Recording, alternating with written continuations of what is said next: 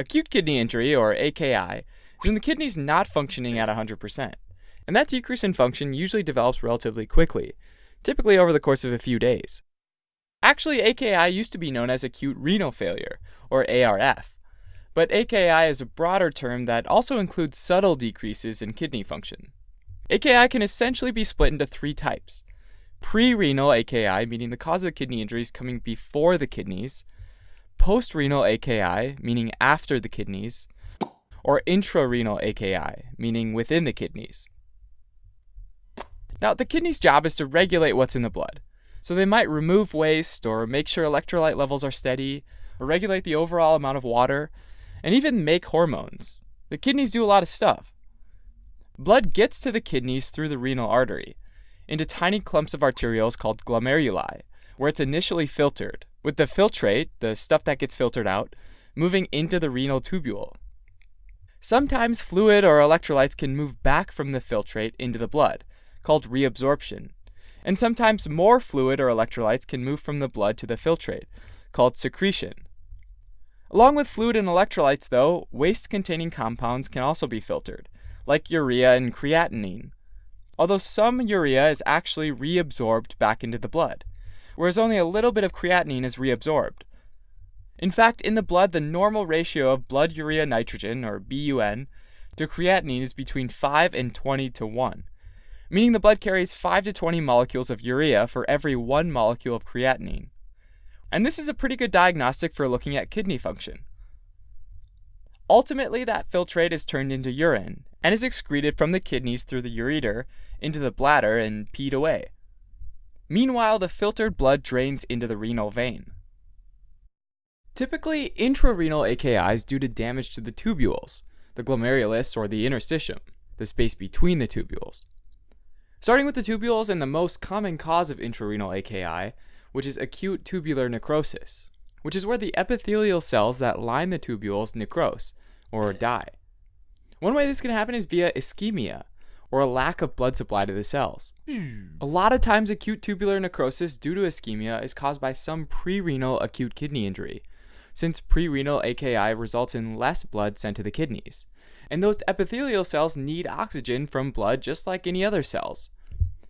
In fact, all that secretion and reabsorption in the tubules takes a lot of energy, and so these cells are particularly sensitive to a loss of blood supply, especially the cells in the proximal tubule and the medullary segment of the thick ascending limb. The other way epithelial cells can necrose is via nephrotoxins, which are substances that tend to damage the epithelial tubular cells. A few of the common ones being aminoglycosides, which are a group of antibiotics, heavy metals like lead, myoglobin released from damaged muscles, ethylene glycol, essentially antifreeze, which is naturally sweet tasting and therefore a risk for poisoning children, radiocontrast dye, and uric acid. That last one, uric acid, is a waste product that can build up when cells die during cancer treatment, called tumor lysis syndrome, and is the reason why staying well hydrated to improve flow through the tubules, as well as using medications like allopurinol and urate oxidase to lower uric acid levels, can be so important while on certain chemotherapy.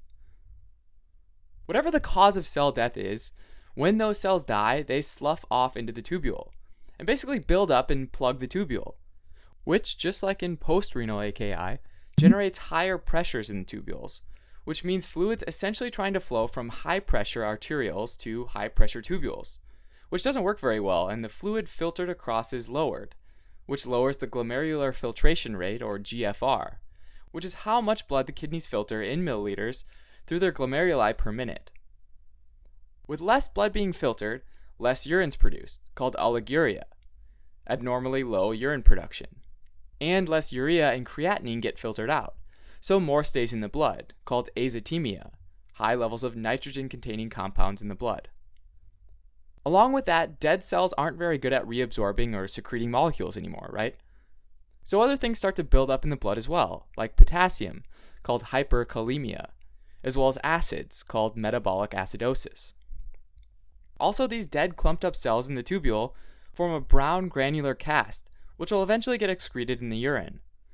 It's called a cast because it stays in essentially the same cylindrical shape as the tubule. If the underlying cause of acute tubular necrosis is addressed, people can recover because tubular cells can typically regenerate over the course of a few weeks. Alright, another type of intrarenal AKI is glomerulonephritis, or GN, which means inflammation of the glomerulus. GN is often caused by antigen-antibody complexes depositing in the glomerular tissue. This deposition activates the complement system, which is a cascade of enzymes that attracts other immune cells, like macrophages and neutrophils, to the site, which then release lysosomal enzymes, causing inflammation and damaging the podocytes, which are the cells that line the glomerulus. These normally have small gaps between them and have a negative electrical charge, both of which prevents large molecules from filtering through. When damaged, though, membrane permeability increases, and large molecules are allowed to be filtered into the urine, like proteins called proteinuria, and even red blood cells called hematuria. Also, this fluid leakage reduces the pressure difference that drives filtration of small molecules and electrolytes like sodium, and so the GFR actually goes down because of this leakage. Lower GFR means less blood gets filtered and so less urine's produced, causing oliguria, and that also means more fluid circulating in the blood, which leads to edema or fluid buildup in the tissues, as well as hypertension from excess fluid volume. Finally, if those nitrogen-containing compounds aren't being filtered out, more stays in the blood, which causes azotemia. Alright, finally we have damage to the kidney interstitium as a cause of intrarenal AKI. One key example being acute interstitial nephritis, which is inflammation of the interstitium over the course of days to weeks. This inflammation is caused by infiltration of immune cells, like neutrophils and eosinophils, which then cause inflammation. This is thought to be a type 1 or type 4 hypersensitivity reaction, and is typically a response to medications like NSAIDs, penicillin, and diuretics. Early symptoms include oliguria and eosinophiluria, which is eosinophils in the urine, but also general symptoms like a fever and a rash. These symptoms usually subside if the medication is stopped, but if the medication isn't stopped, then the immune cells continue to damage the connective tissue in the interstitium, and those kidney cells can start to die off, called renal papillary necrosis, where the renal papillae are destroyed. This can again cause hematuria, blood in the urine, as well as flank pain. Other potential causes of renal papillary necrosis are chronic use of analgesics, like aspirin, as well as diabetes mellitus, sickle cell disease, and pyelonephritis.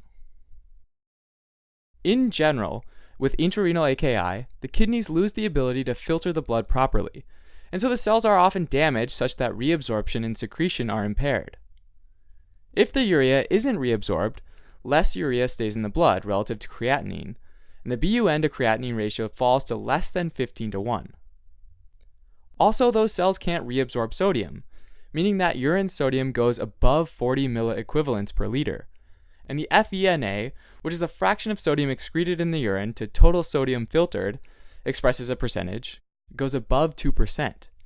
And finally, since water is not being reabsorbed as much, urine osmolality falls below 350 milliosmoles per kilogram. So as a quick recap, intrarenal AKI is kidney injury caused by something within the kidneys themselves, which could be the tubules as in acute tubular necrosis, the glomerulus as in glomerulonephritis, or the interstitium as in acute interstitial nephritis. Now that you know all about intrarenal AKI, check out these other two videos on prerenal AKI and postrenal AKI.